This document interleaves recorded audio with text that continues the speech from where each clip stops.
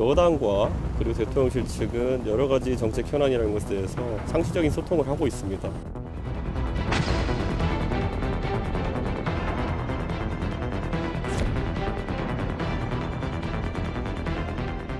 저는 이 문제에 대해서 대통령의 의중을 좀 알 것 같은데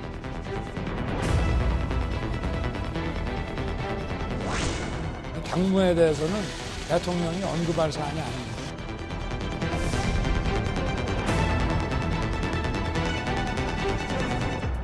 다가가면 뒤돌아 뛰어가고 쳐다보면 하늘만 바라보고 내 맘을 모르는지 알면서 그러는지 시간만 자꾸 흘러가네 스쳐가듯.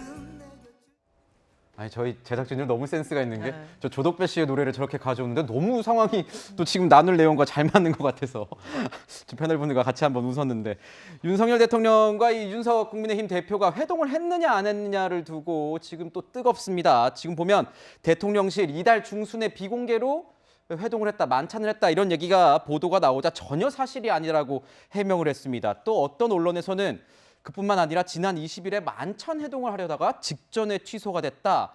뭐 이렇게 여러 회동설, 뭐 부인 그리고 이러면 얘기가 나오고 있습니다. 근데 이준석 대표 같은 경우에는 뭐 반박이나 수긍 대신에 수시로 소통하고 있다 이런 식으로 해명을 하고 있는데요. 이준석 대표의 이야기를 좀 들어봐야 될 것 같습니다.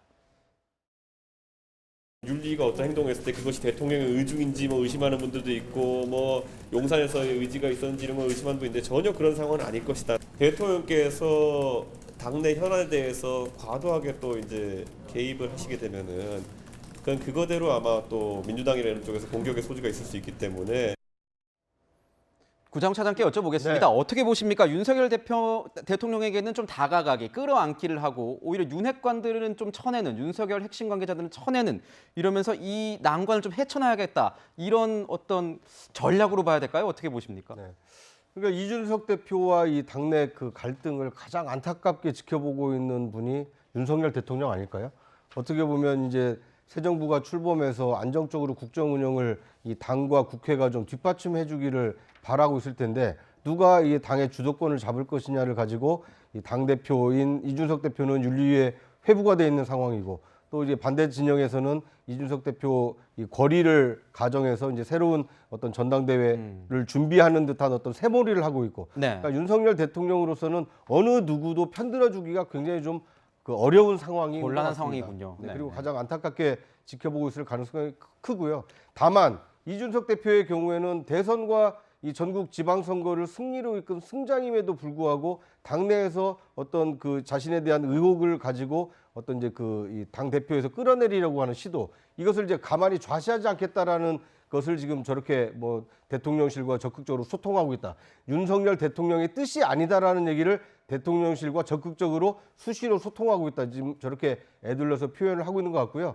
앞으로 이제 열흘 정도 남았는데 윤리위가 최종적으로 어떻게 결정을 하느냐에 따라서 이 국민의힘의 어떤 당 지도부를 둘러싼 내용은 뭐 증폭될 수도 있고 아니면 진정이 될 수도 있지 않을까 하는 생각을 해봅니다. 그렇군요. 네, 이렇게 내홍에 휩싸여 있는 여당 지도부가요. 사실 저희가 앞서 전해드린 대통령 순방 때는 보통 같이 나가서 환송을 하는 그런 모습들을 보여왔는데요, 변호사님. 그러니까 내일 윤석열 대통령의 첫 해외 순방인데 이례적으로 가지 않는다라고 해요. 일각에서는 지금 현재 당 상황이 좀 이런 결정에 영향을 준 거다라는 분석들도 나오는데요.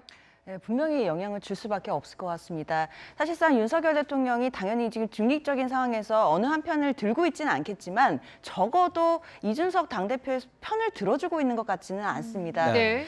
적어도 일단 뭐 만남이 이런 시도가 있었다, 만났다 이런 얘기들이 나올 때 대통령실에서 단호하게 부인하는 것을 보면 이준석 대표로는 조금 머쓱할 수 있는 상황이 됐거든요. 그리고 이준석 대표가 사실 본인이 얘기했던 거 뭐 또는 본인과 관련된 거에서 다른 얘기가 나올 때 보통 이제 대부분 싸움을 시작하거나 갈등이 시작되는데 네. 적어도 윤석열 대통령에 대해서는 절대 싸우려고 하지 않는 것 같습니다. 아하, 그래서 그렇군요. 그 부분에 대해서도 굉장히 말을 조심하고 있는 것 같고요. 그리고 저는 사실 6월 그 이준석 당대표가 우크라이나 다녀온 후에 네. 그 대통령실에서 오찬 회동이 한번 있었거든요. 그렇죠. 그때 그 모습이 생각이 나면서 그때 일각에서 어떤 얘기들이 있었냐면요. 윤석열 대통령이 이준석 당대표에 대해서 뭐 우크라이나 얘기만 하고 그 대선이나 지방선거를 승리로 이끈 거에 대한 덕담이 네. 없었다라는 것을 좀 네. 주목하면서 그렇죠. 네. 사실상 윤석열 대통령이 이준석 대표에 대해서 편을 안 들어주려고 하는 것 같다라는 분석들이 조금 있었습니다. 근데 그것과 묘하게 지금 좀 겹치면서요. 대통령실의 어떤 분위기가 미묘해 보인다라는 생각이 들고 그렇다면 사실 이준석 대표로서는 굉장히 지금 수세에 몰려있겠구나라는 생각이 듭니다. 위원님, 지금 보면은 대통령실이 이 대표와는 어떻게 보면 거리두기에 지금 나서고 있는 모습은 분명해 보입니다. 그래서 당 안팎에서 이런 어떤 공격에 이준석 대표가 좀 난감한 상황에 처해진 것 아니냐, 뭔가 취약해졌다 이런 분석도 나오는데 어떻게 보십니까?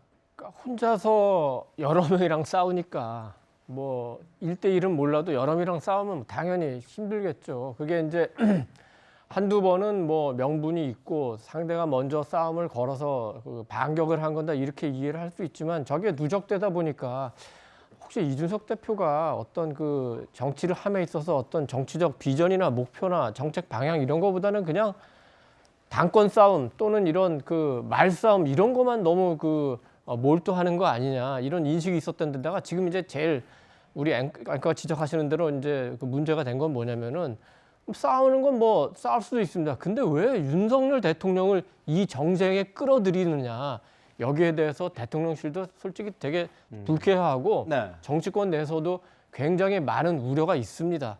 그래서 이제 이준석 대표는 어떻게든 좀 대통령과의 끈을 연결시키고 싶어서 소통도 한다 뭐 이러고 하는데 이진복 정무수석하고 뭐 소통은 그 되겠죠. 직접 뭐 대통령과 통화하는지는 모르겠지만 대통령이 지금도 이제 일부 SNS는 이제 보니까 그걸 통해서 메시지를 전달하면 뭐 간단하게 뭐 답은 할 수가 있겠죠. 그렇지만 이 문제를 놓고 윤 대통령이 이준석 대표와 어떤 뭐 협의를 한다 이거는 생각할 수 없습니다. 지금 대통령실이 보기에는 정말 안타깝죠. 경제 안보 위기가 정말 산적해 있는데 여당이 전혀 여소야대 그 국회에서 야당을 이끌어가면서 입법에 도움될 움직임은 전혀 없고 매일 윤석열 대 누구, 윤석열 대 누구, 윤석열 대 누구 이런 이준석 대 누구, 이준석 대 장재원, 이준석 대 배현진 이런 식으로 많군요. 너무 나오면 많은데요. 하니까 저기 그 대통령실 입장에서는 그렇게 달가울 수는 없는 것 같고 이준석 대표 스스로가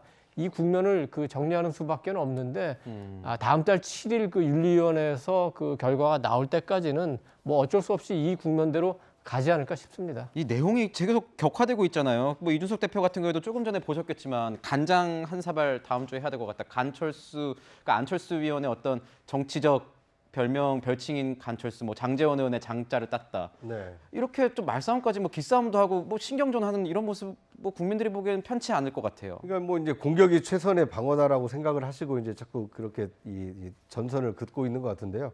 근데 1차 그 윤석열 대통령 끌어안기는 좀 그 이준석 대표가 실패한 모양입니다. 실패했다. 네. 네. 왜냐하면 이제 처음 윤석열 대통령이 취임하고 순방을 나가지 않습니까? 그러니까 대통령이 순방을 나갈 때 이 뭐 총리를 비롯해서 여당 지도부를 이 공항에서 만나는 이유는 네. 내가 이제 최고 이 통치권자가 그 국내를 비우고 있더라도 안정적으로 국정을 좀 운영하는데 관심을 좀 더 써달라. 네. 어떤 약간 당부의 말씀을 하고 일반적으로 떠나시거든요.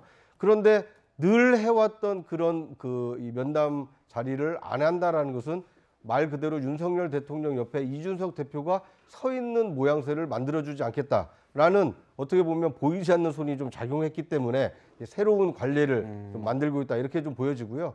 앞으로 이제 모르겠습니다. 윤석열 대통령이 다녀온 이후에 과거의 경우에는 여야 지도부를 이 초청을 해서 이 네. 순방의 성과를 공유하는 시간을 가졌거든요. 이것을 7월 7일 이전에 갖는다라면 어떻게 보면 이준석 대표에 대한 어떤 예우를 좀 하는 측면이고 네. 윤리위 결정이 난 이후에 일정을 잡는다라면 이제 이준석 대표 배제 움직임이 좀 강화됐다 이렇게 해석할 수 있지 않을까 하는 생각이 듭니다. 시점을 잘 봐야겠군요. 지금 그 자료 화면에서 잠깐 보셨겠지만 사진도 저희가 지금 좀 흘려드렸는데 이 이준석 대표가 간장 한 사발 SNS로 올리고 난 이후에 좀 보여주시죠. 고 백선엽 장군 2주기 추모식에서 이 안철수 의원과 이 둘 사람이 만난 모습입니다. 저희 제목이 이래요. 제가 기억하는 게 이겁니다. 진땀 흘리는 이철우 경북도지사, 내가 더 어색하다 이러면서 지금 안철수 의원과 이렇게 보면은 안철수 의원과 이준석 대표 사이에 이철우 경북도지사가 들어가서 굉장히 난감한 상황이다 뭐 이런 것을 보여주고 있습니다. 백문이 불여일견이라고 이런 당내 분위기를 사진 한 장에 보여주는 것이라서 저희가 가져왔다는 점 말씀드리겠습니다. 네, 저희가 이번 순서에서는 이준석 대표에 얽힌 당권 투쟁 심층 분석해봤습니다.